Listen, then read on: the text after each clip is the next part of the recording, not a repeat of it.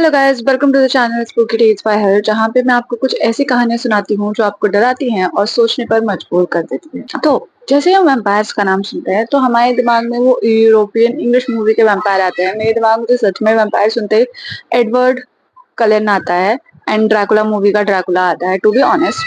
But पर उत्तर प्रदेश में 1990s में कुछ ऐसी घटनाएं हुई जिन्हें लोगों ने इंडियन वैम्पायर इंसिडेंट्स का नाम दिया। तो आज हम उसी कहानी के बारे में बात करेंगे। तो कहानी शुरू होती है 1990s के उत्तर प्रदेश के एक छोटे से गांव में, जहाँ पे बहुत ही शांति थी क्योंकि छोटा सा गांव था और सब एक दूसरे को बहुत अच्छे से जानते थे। मतलब लोग जनरेशन से उस गांव में रहते आए थे, सब एक दूसरे को जानते हैं, सबके घर में एक दूसरे का आना जाना है। लाइक एक छोटे से गांव में जैसा माहौल होता है, हंसी खुशी माहौल, वैसा था। पर एक सुबह कुछ ऐसा होता है जो गांव वालों को डरा देता है। सुबह सुबह जब कुछ गांव वाले अपने खेतों की साइड जाते हैं तो वो देखते हैं कि खेत में दो बकरियां मरी हुई पड़ी हैं। Now the weird thing is कि उनके बॉडी में कहीं कोई बड़े घाव के मार्क्स नहीं थे। एक्चुअली घाव के मार्क्स थे ही नहीं उनकी बॉडी में, पर ऐसा लग रहा था जैसे उनके पूरी बॉडी से किसी ने पूरा ब्लड निकाल लिया हो।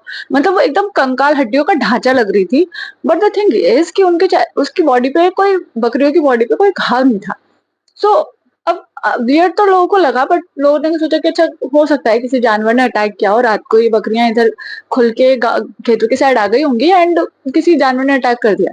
लोगों ने पहली बार तो उसको जानवर का अटैक करके डिसमिस कर दिया।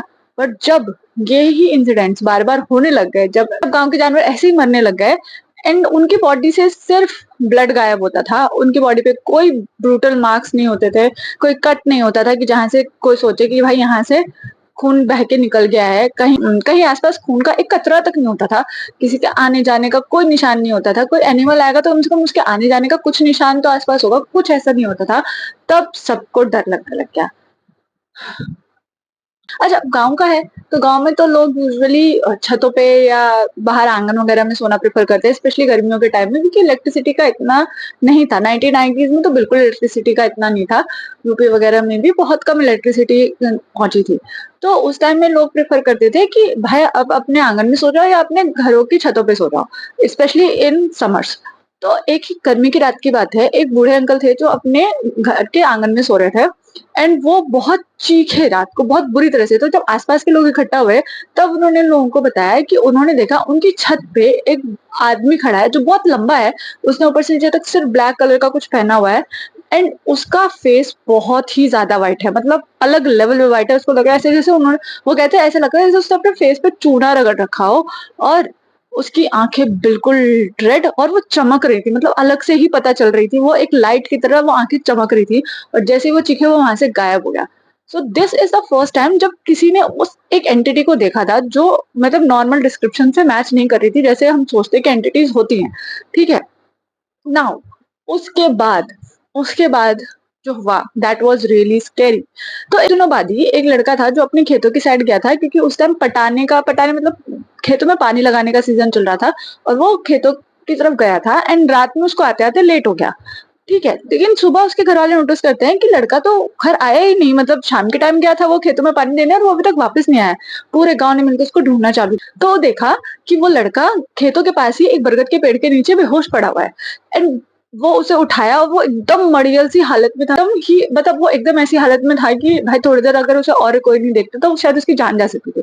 जब उसको उठा पुठा के हॉस्पिटल लेके गए, देन वहां पर डॉक्टर ने एक वियर्ड बात बोली कि भाई इसके बॉडी के पे ना गर्दन के पास दो ऐसे निशान है जैसे किसी ने दांत गड़ाए हो।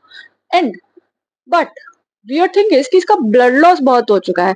But that is not possible. जिस अमाउंट का ब्लड लॉस है उस अमाउंट का कोई इसके बॉडी पे कट वगैरह या कोई घाव है ही नहीं।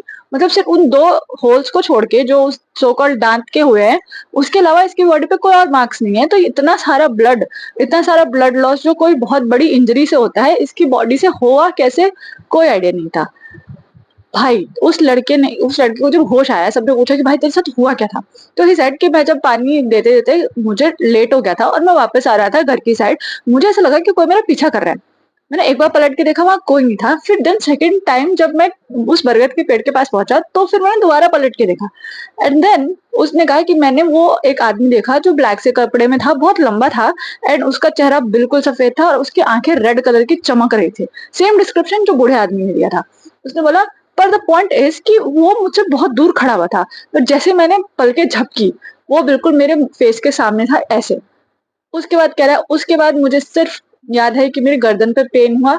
उसके बाद क्या हुआ मुझे कुछ याद नहीं है, मुझे कुछ नहीं पता, मेरी आंखें लूज आउट हो रही थी, मुझे कुछ समझ नहीं आया कि मेरे साथ क्या हुआ। ये सब जब सबको पता चला ना, तब सबने एकदम एकदम क्लियर कर दिया कि भाई ये तो कोई वैम्पायर ही है। किसी ने उसे प्रेत बोला, किसी ने पिशाच बोला, किसी ने जो शायद इंग्लिश मूवीज देखते थे या चीजें थी, उन्होंने उसे वैम्पायर बोला। बट एक अजीब सी बात हुई उस इंसिडेंट के बाद, वो लड़के वाले इंसिडेंट के बाद 1 महीने तक कोई इंसिडेंट नहीं हुआ।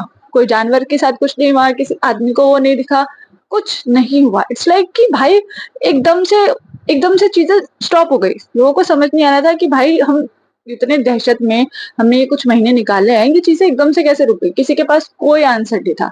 लेकिन इन सब के बीच में लोगों ने क्या किया था, लोगों ने पहरेदारी के लिए अपने गाँव में एक चौकीदार रख लिया था। उस चौकीदार ने एक सुबह लोगों को आके बताया कि कल रात को जब वो पहरेदारी कर रहा था गाँव की, तब उसने गाँव के शमशान के पास जो पेड़ है, उस पर उसी सेम फिगर को लटके हुए देखा। मतलब उल्टा लटके हुए देखा, मतलब उसके पैरों के बल से वो लटक रहा था। चौकीदार ने बहुत जोर से चिल्ला के बोला, अरे तुम कौन हो? एंड वही बात, जैसे ही उसने ये चीज बोली, अचानक से वो वहां से गायब हो गया, मतलब लाइक ब्लिंक ऑफ आई, और वो चीज वहां नहीं थी। ठीक है। अ, उसके बाद से ये इंसिडेंट कभी कभी वहां पे नहीं हुए, कोई आदमी कभी गायब नहीं हुआ, या किसी का ब्लड लॉस नहीं हुआ, कोई जानवर कभी मरा हुआ नहीं मिला, कोई ऐसा ब्लैक फिगर कभी किसी को नहीं दिखाई दिया। पर अगर आज भी आप उस गांव में जाओगे, वहां के पुराने लोगों से पूछोगे, तो दे विल से कि अभी भी अगर आप कभी रात में निकलो और वो खेतों वाली साइड देखो, जंगल वाली साइड देखो, तो आपको कहीं ना कहीं वो दो चमकती हुई लाल आंखें दिख सकती हैं। सो एवरीबडी स्टिल थिंक्स कि वो जो वैम्पायर है या वो जो भी है, वो अभी भी उसी गांव के आसपास रहता है। इट्स जस्ट दैट वो अब यहाँ के लोगों को नुकसान नहीं पहुंचाता। उसका रीजन किसी को नहीं पता, वो कैसे अपनी प्यास शांत करता है किसी को नहीं पता। बट एवरीबडी जस्ट थिंक्स कि वो अब इन लोगों पे अटैक नहीं करता, पर वो है वहीं कहीं। So with this we come to an end of this video and story. अगर आपको ये कहानी पसंद आई हो तो do like share and subscribe to the channel, and और आप ऐसी कहानियां इस चैनल पर सुन सकते हैं। मैं हर फ्राइडे को एक कहानी लेकर आती हूँ। एंड अब मैं मिलती हूँ आप लोगों से अगले फ्राइडे। तब तक के लिए सेफ रहिए और उजाले को अपने पास रखिए। Bye guys.